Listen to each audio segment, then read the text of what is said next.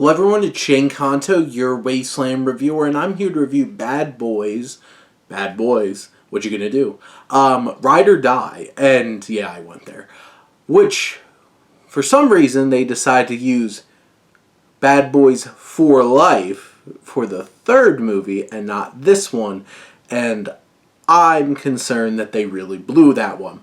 But this is indeed Bad Boys, Ride or Die, and this is from the directors Adil and Bilal, who did the previous Bad Boys film, which was critically the most praised film of this franchise. I'll admit, I'm not really a fan of the Michael Bay ones. They're just a lot, and Michael Bay is not my kind of taste. But I really appreciate the new vibe that Adil and Bilal bring to this.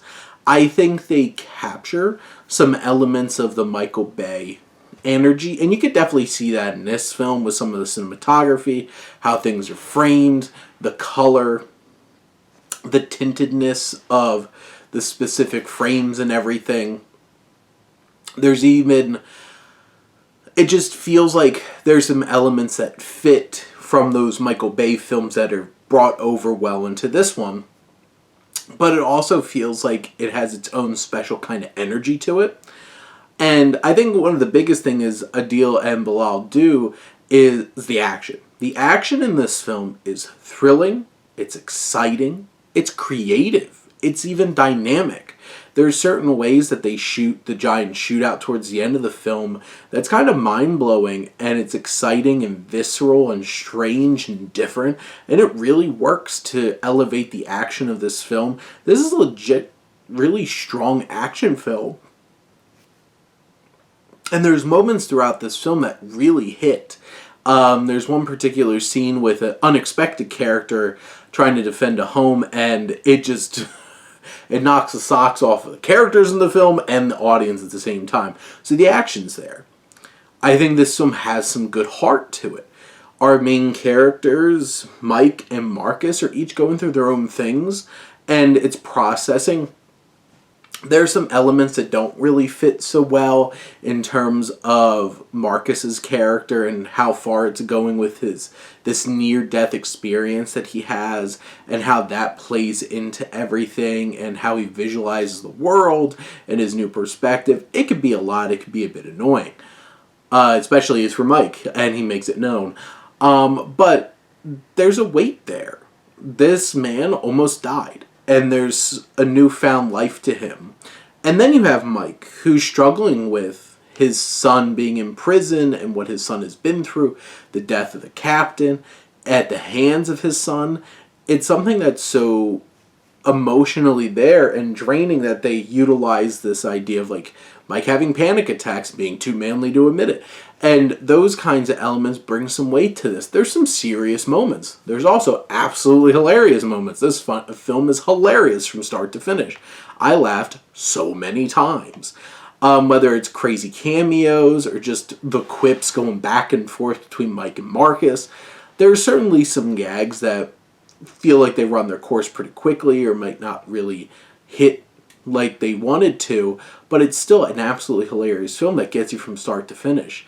The story is convoluted. There's this grand conspiracy that, like, the captain, Joe Pantoliano's character who passed in the last film, winds up being framed by these dirty cop mercenary people, and there's a grand conspiracy. Who's involved? Trust me, you'll know who's involved. It's not that hard to figure out in this movie. They have a lot of the bad guys have something specifically in common, but it's that kind of idea where it's just like, it's trying to be like, look at all the twists and stuff like that, but not all of them hit, and some of them are a little uninspired. But this story does have this dynamic of Mike and his son teaming up, Jacob, Scipio's Armando. And there's this dynamic and trying to process that. There's some weight there. You have Paola Nunez playing Rita, who's their captain now. And there's those dynamics of won't let it go. Mike's a new married man. Marcus is trying to turn things around in terms of his health. There's some weight there to this story.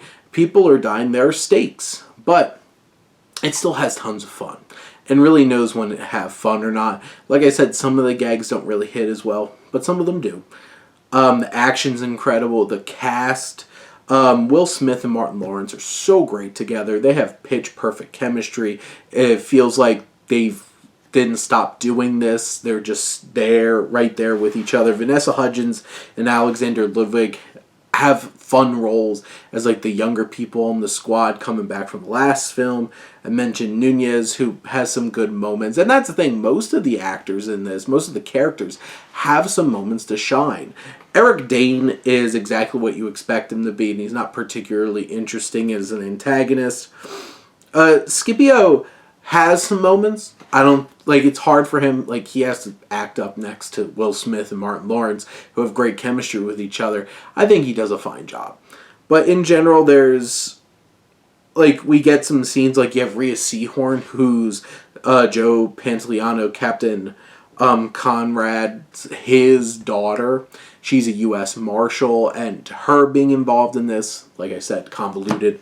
There's just a lot of moving pieces here, but the action's incredible. The actors are game and committed to this film. It's hilarious. The story might be a bit of a mess, but there's emotional weight there. There's themes and ideas that this film explores that are engaging and interesting. It has a lot going for it. And this might be my favorite of the franchise. I just had such a blast with this. I think this will be a fun watch for a lot of people looking for that R-rated action comedy kind of thing. More action than not. But in the end, it's a thrill ride, and it is certainly worth taking. But those are my thoughts on Bad Boys Ride or Die. Let me know what you think, and let's talk some movies. But thank you as always for tuning in to one of your Wasteland reviewer.